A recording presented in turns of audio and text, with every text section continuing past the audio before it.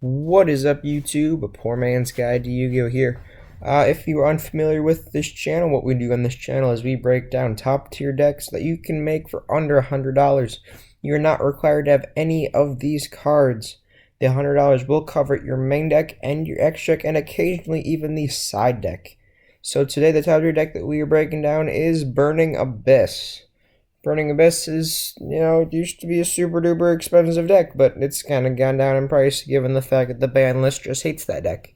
Just like the ban list hates everything. Screw you, Konami.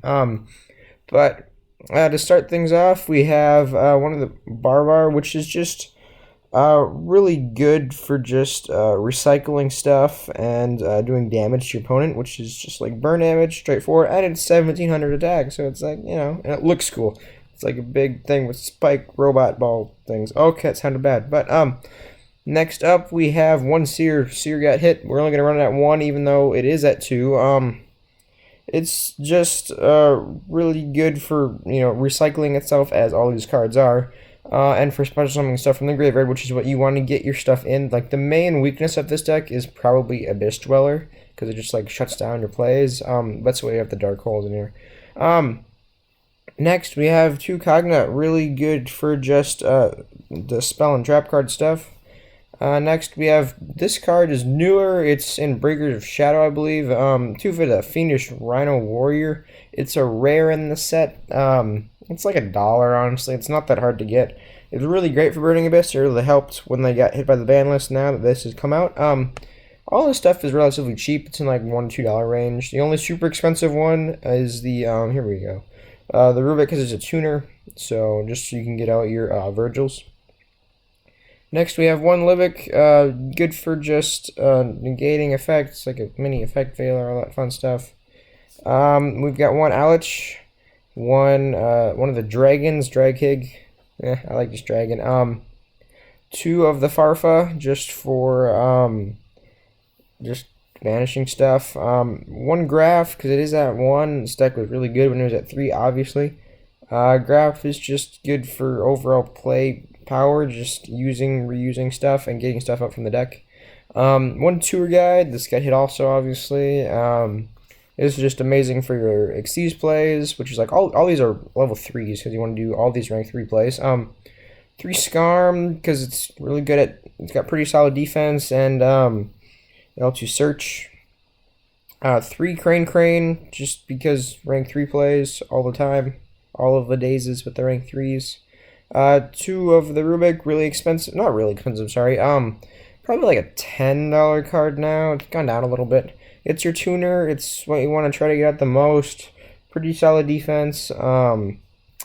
The Graph on itself is like maybe 4, and the Tour Guide, you can get the super collectible tin one for like $2, honestly. The Scarm, I'm not really sure. Probably like 6 for the playset. Next, you can definitely change out this card. There's 3 effect veilers. You want to have some solid hand traps.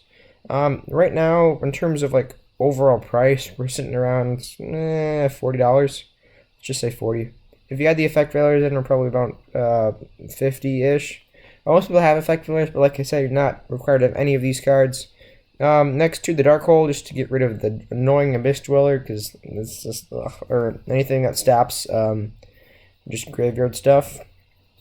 1 Foolish, just put any of your cards into the grave to get their effect trigger.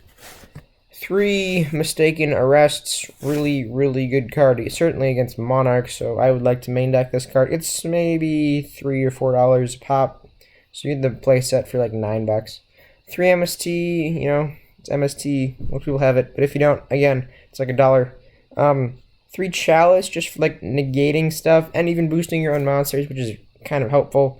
I mean, let's say you use your Dante and it's at 25, and then you use Chalice, you can get over some of the Monarchs. That's kind of helpful. 1 Traveler and 2 Fire Lakes, just to get rid of annoying stuff on the field. 1 Vanities to prevent like people pendulum, there we go. Pendulum some, oh my gosh, words today are not helping me. But you know what I mean, the little green spell card monster guards. One of those just to like stop from special summoning, obviously, stable. 2 of the Virgil, you can get this out with the Dante's. This is like, I don't know, $2. It should be a lot more, I think, honestly. It's a really solid card, but secret rare. It's $2. Whatever. 3 Nightmare Shark when you're going for game, it can attack your opponent directly, and it's 2,000 attack. It's just like pow. 1 Wind Up Zen Maze if you want to like protect yourself and destroy their monsters. This is like the card for you, man. It's really good. 2 level 3s. All this stuff is 2 level 3s, by the way. This is the most expensive little playset in the deck. They're about 15 a pop, are the Dantes. Really good for milling your stuff into the graveyard, gaining attack power, all that other fun stuff. So it's like you use its effect to mill cards, and the cards in the graveyard get their effect, and you can just chain and use. You can get up to like 3 Dantes out a turn. It's crazy. And 1 F-Zero. F-Zero is like a $2 card. It's a prismatic secret rare in World Superstars.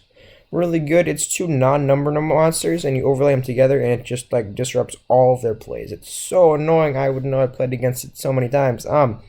So let's see. We've got like $45 here. All these together, looking at about like 50-ish, and we got about 50-ish for the main deck. So I mean, if you wanted to run less Dantes, just like get rid of one of them. That'd be fine. I'd recommend 3. It works better at 3. But this is your Burning Abyss deck for what is the date today? March 2nd. 2016 at 6:09 p.m. This is the best budget deck in my opinion for right now. Thank you for watching. Please leave a like, subscribe for more of these top tier Yu-Gi-Oh videos. Leave a comment of what deck I should do next. I really do like the suggestions because I do take them into account, and I have done them in the past. If you want to see this deck in action, leave a comment below. I'll make a video on that also. Thank you for watching, and please subscribe.